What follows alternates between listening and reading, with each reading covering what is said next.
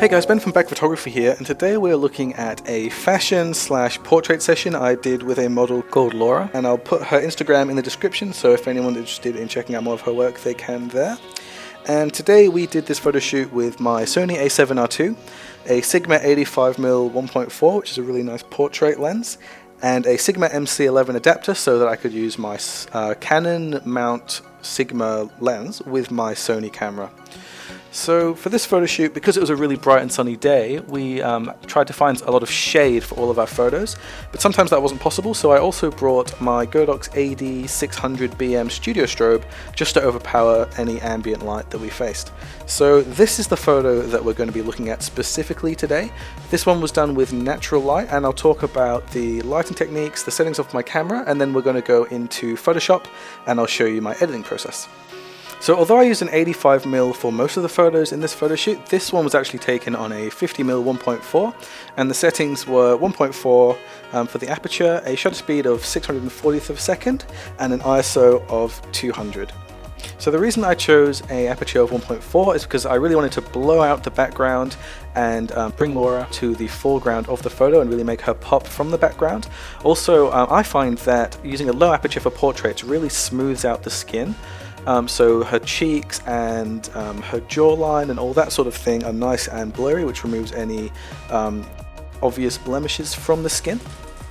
And also it means that in comparison, the sharp areas look a lot more sharp and really bring your attention to them. So such as her right eye is really nice and sharp, so that really draws focus to that part of the portrait, which I think is the most important part of the portrait, the eyes. So the reason I used a shutter speed of 1/640th of a second is because it was a nice bright and sunny day, and that meant that I could really stop down the shutter speed and get a nice clean crisp image. And I used an ISO of 200 because, well, I actually should have used an ISO of 100, which is the native ISO of the Sony camera, but I accidentally did an ISO of 200, which is still a nice low ISO, which meant I could get a really clean crisp signal to my sensor and get a very high fidelity image at the end of it.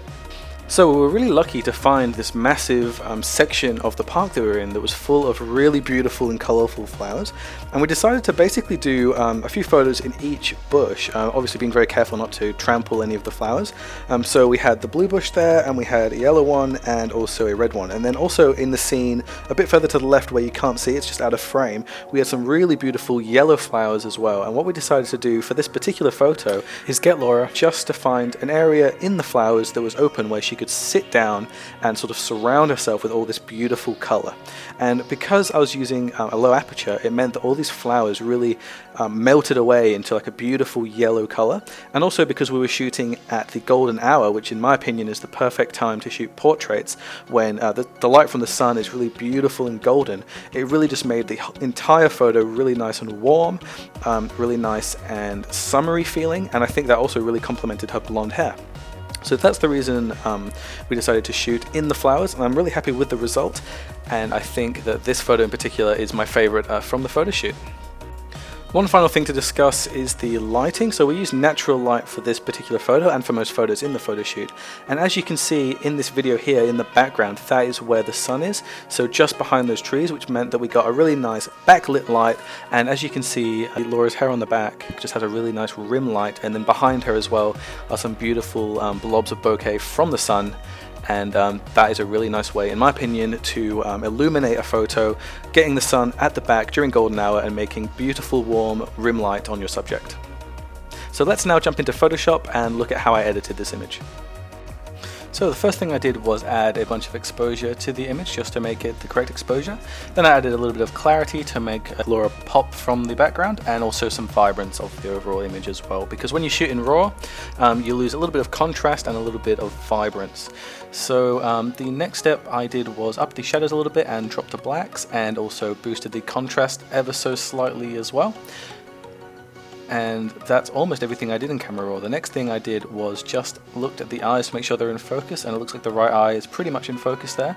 So then I added a little bit of exposure and a little bit of clarity as well to the eyes, just to make them stand out a little bit more from her face.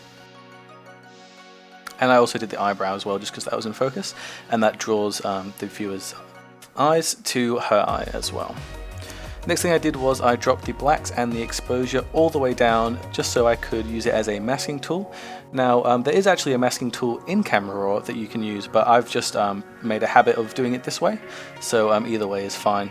So I'm just now using this masking tool I made to select all the parts of her skin which I want to smooth out, and I'm making sure not to go over any contrasty parts on her face, just like her the ridge of her nose and things like that, just so I don't lose any quality there and they still look nice and sharp. So once I have made that selection of her skin, I drop the clarity and also just reset the exposure and the blacks too. And I think using the clarity tool just to remove some clarity can really make the skin nice and smooth, but you've got to make sure not to go too far with it, just because you don't want your model to look like a porcelain doll and you don't want to remove all the detail in her skin as well. So I just reset my brush tool there and decided to add a little bit of a drop in clarity to the background as well, just to make it a little bit more blurry.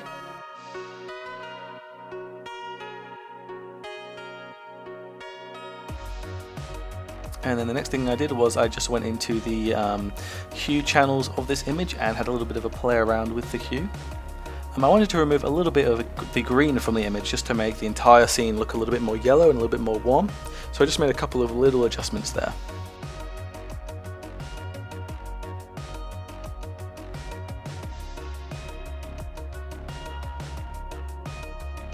Okay, so the next thing I did was I noticed that her dress was looking a little bit cold just because it was a lot darker than her face. So I added a little bit of exposure to her dress using the brush tool, and then I also added some warmth as well, sliding the color temperature to the yellow side a little bit more.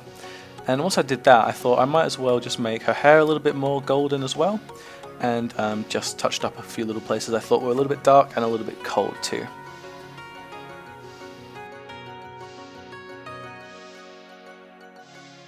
Okay, so that's everything in Camera Raw. Now let's jump into native Photoshop and finish off this image. So the first thing I did was I just got the patch tool out and started to remove any of the blemishes on her skin. The patch tool is really great because what it does is it does a calculation where it estimates like an average of both texture and color when you drag your selection over to somewhere else. So it's really good for removing blemishes, because basically you can circle a blemish and then you can drag over to a part of the skin that doesn't have a blemish, and Photoshop will calculate an average of the two skin textures and colors and basically just smooth out the skin that way. So the next thing I did was I used the liquify tool just to puff up Laura's hair a little bit. I find that with these sorts of portraits, the bigger you can make the hair, the better. Obviously you don't want to warp the image so much that it's obvious that you've used the liquify tool. But yeah, I really think that if you can puff the hair up to make it look really big and full and bold, it always makes a portrait look better. So the next thing I did was I thought her arm was a little bit distracting, and on hindsight I probably would have made her push her elbow down. So I just decided to crop a little bit of her arm out and just pull in a little bit tighter to her face as well. And I think that makes a lot of difference, although I do still think her arm being there is a little bit of a shame. But that was completely my fault. So the next thing I did was I used the curves layer tool, and now what I'm going to do is basically I'm going to add in a whole bunch of darkness to the dark areas of her face and hair. And essentially the reason for doing that is just to sort of accentuate her features, make her jawbone and cheekbones look more defined, make her lips look fuller, make her eyes look bolder, and essentially just make her look more bold in general. So basically the way you do that is you make a new curves layer, and then you press Ctrl-I to invert that selection, and then you use a white paintbrush tool on about 20%, maybe a little bit higher, and you just add in a little bit of darkness here and there. And you might not be able to see that much of a difference, but in my opinion, even making just a little bit of darkness difference and a little bit of lightness on the face really can make a big difference, especially once you've really zoomed out of the image. So after that I used the curves layer to make a dark section to her face. I did the same thing again with the brightness selection. So basically I used the curves layer again and boosted the exposure. And then I pressed Ctrl-I or Command-I if you're on a Mac, and just added a little bit of brightness to certain parts of her face, such as her nose and the whites of her eyes and things like that. And as you can see, I did the same with the hair as well, so just making the hair look a little bit more dynamic in terms of lighting. And that's pretty much everything I did for this photo, so I really hope that you enjoyed this tutorial, and I hope that you like the photo. Please leave a like if you did enjoy, and also comment your thoughts on this photo as well. I'd love to hear your opinions and what you would have done to improve the image. If you haven't already, please subscribe as well, and once again, thank you very much for watching.